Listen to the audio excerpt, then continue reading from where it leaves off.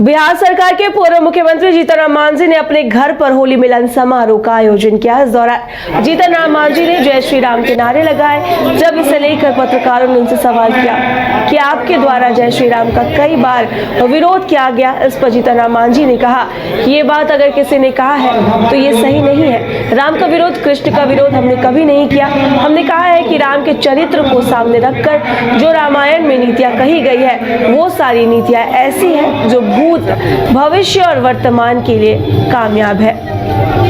चुनाव के साथ होली का भी रंग चढ़ गया है, क्या शुभकामनाएं? देखिए, हिंदुस्तान की सनातन जो संस्कृति है उसकी ये विशेषता है कि जब यहाँ के लोग काफ़ी काम करते करते थक जाते हैं तो उनमें ऊर्जा भरने के लिए, ऊर्जान्वित करने के लिए पर्व त्योहार का भी प्रवर्तन किया गया है। एक चीज़। दूसरी चीज़, ये जो होली है बुराइयों का नाश और अच्छाइयों का उत्पन्न करना, और उसी के अवसर पर उत्साह से सब आज होली मिलन की बात करते हैं। और ऐसे अवसर पर जब हम गया में हैं, गया जी में हैं, हमारे एनडीए के सभी साथी, विशेष करके भाजपा के सभी साथी इतना उत्साहित हैं और जो सम्मान हमको दिया है इसके लिए उनको धन्यवाद देते हैं। और हम सभी लोगों को जो यहाँ उपस्थित हैं सबको हम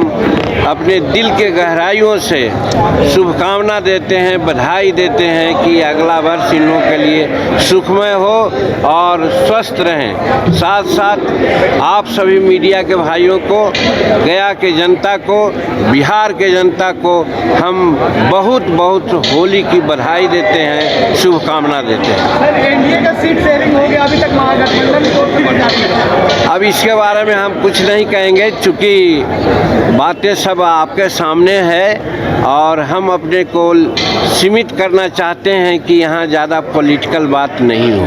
सर, पूजा पाठ का विरोध करते रहे, आज जय श्री राम के नारे लगाए।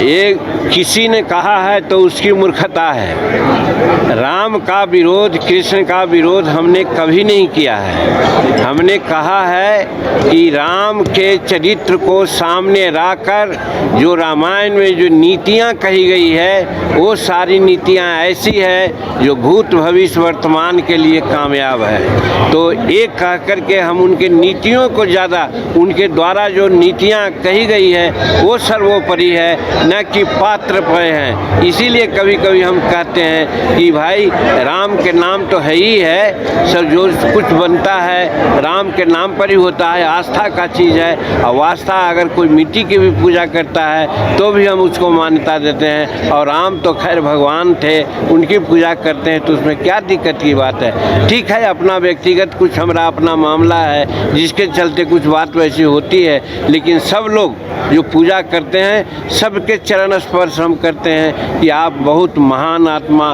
पुरुषोत्तम को आप पूजा कर रहे हैं, इसलिए हम आपसे आशीर्वाद लेना चाहते हैं बनिस्पत की पुरुषोत्तम राम से। पप्पू यादव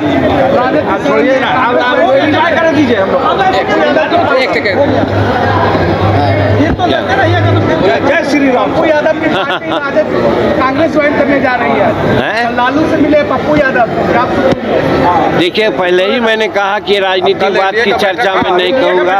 एनडीए की बैठक में बातें होगी, हम लोग कहेंगे।